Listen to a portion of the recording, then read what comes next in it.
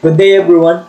This is our mini performance task in oral communication, which is communication model. This is group 5 support.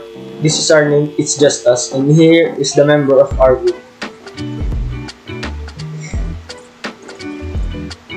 And our model is called slingshot model. And this is the elements that we use. The first one is speaker. He or she is the one that conveys the message. He or she is the one that sends the message to the listener. And he or she is the one that initiates the communication. The next one is priority.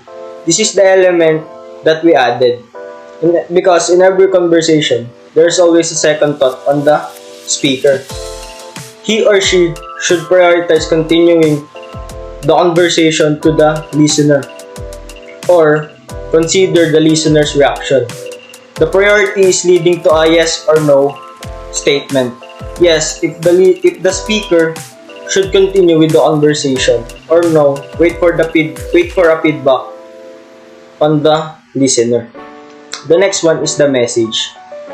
This is conveyed by the speaker and is received by the listener. This can be either verbally or non-verbally, and this is the reason why the communication continues. And the next one is listener. Just like the speaker, there simply would be no communication. There is no recipient to the speaker's message. The listener is the one that receives the speaker's message.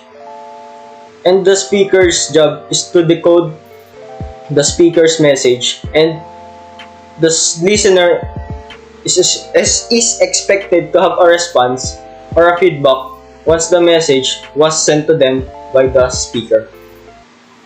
And lastly, feedback.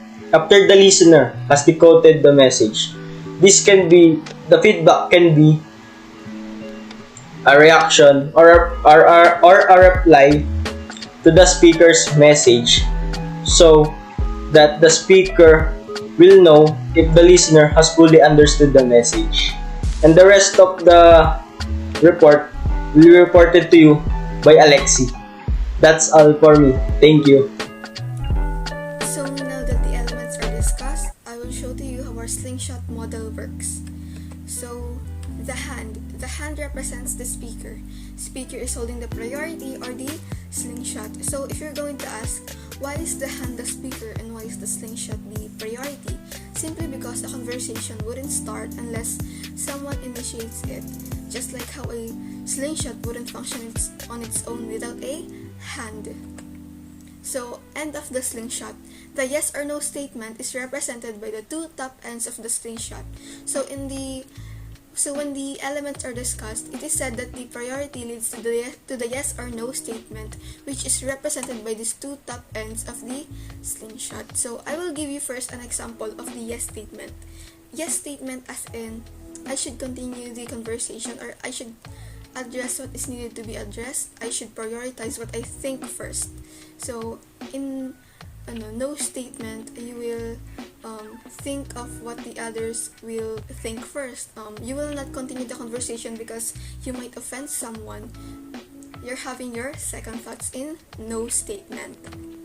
So in the rock, once decided, the two ends will support the message or rock to be able to be received by the listener or target. So whether it be the yes or no statement, you will still formulate your message so that the listener will be able to understand if you still want to continue the conversation or not. So, battle crack. Once the target gets hit, it represents that the listener has decoded the message. So, when using a slingshot, you will of course hit the target by using the rock. So, when the rock has completely hit the target will of course take damage, and that damage taken will be represented as the feedback. So it's like our initial reaction of when the message is delivered or decoded. So in our communication model, it is seen that we are always having our second thoughts. It's normal We always ask ourselves question, is it for the better or am I abusing this person's kindness? Should I tell them? Wouldn't that be offending? So in our communication model, we tackle about the initial and second thoughts of a human person before starting a conversation. So this is where the saying goes, think before you speak. So that is it for our reporting. This is group 5 of Reverence. It's just us. Thank you for watching.